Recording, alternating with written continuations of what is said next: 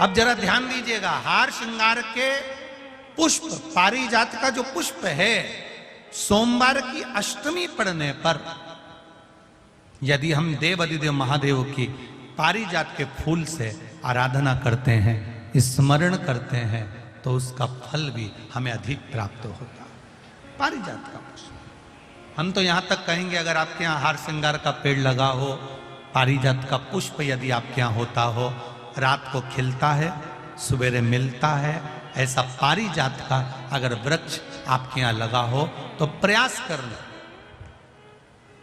12 महीने शिवरात्रि आती है, बोलो आती कि नहीं आती? आती है ना 12 महीने। 12 महीने शिवरात्रि आती है। कैलेंडर पर एक गोला बनाकर रख देना कि हमको ये शिवरात्रि आई है, हर महीने की शिवरात्रि तुम्हारे ध्यान में रहेगी।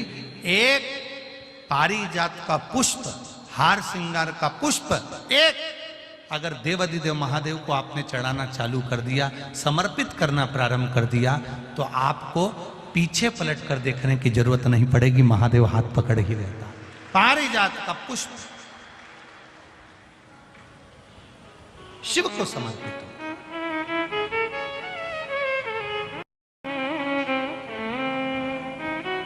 सफेद कलर का पुष्प है, आप टीवी पर दर्शन कर रहे होंगे। केसरिया कलर की, नारंगी कलर की उसकी डंडी है, भगवान शिव को समर्पित पारिजात। जब हम देवाधिदेव महादेव को जल समर्पित करते हैं, भगवान शंकर को जब हम जल चढ़ाते हैं, उस समय पर भी भगवान को, अगर तुम्हारे पास में थोड़ा सा पारिजात की जो डंडी है सुखाई है, आपने पारिजात फूल के नीचे की जो डंडी है उसको तुमने सुखाकर अगर चंदन बनाया है, तो वो चंदन आप प्रतिदिन भी देवाधिदेव महादेव को समर्पित कर सकते हो। पारिजात पुष्प। एक बात और हमारे स्मरण में रहे,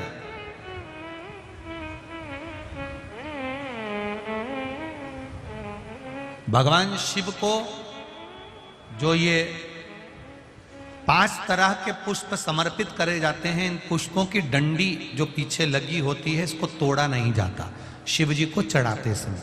इसका स्मरण आपको रहे।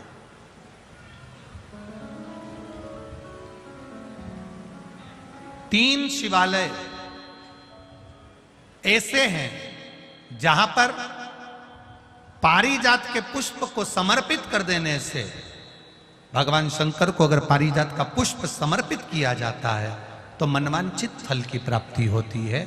पहला, मां नर्मदा से निकला हुआ कंकर नर्मदेश्वर महादेव। अगर कहीं नर्मदा जी के कंकर से शिवलिंग बना हुआ है तो मां नर्मदा के शिवलिंग पर पारिजात का पुष्प समर्पित होता है। दूसरा, जो शिवालय एकांत में हो,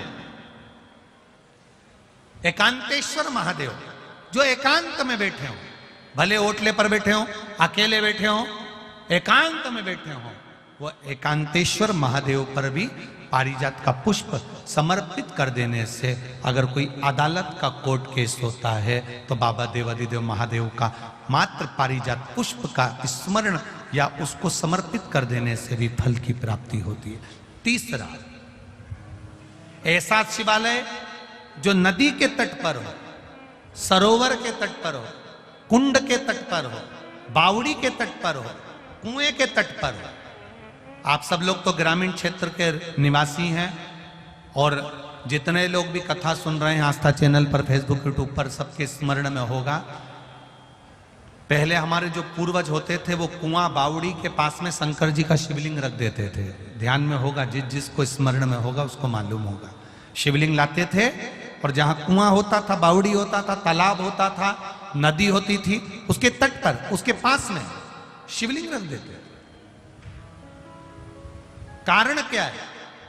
किसी जलाशय, कुआं, बावड़ी, तालाब, नदी, सरोवर, इसके पास में जो शिवलिंग होता है, उस शिवलिंग को बहुत सिद्ध करने की जरूरत नहीं होती।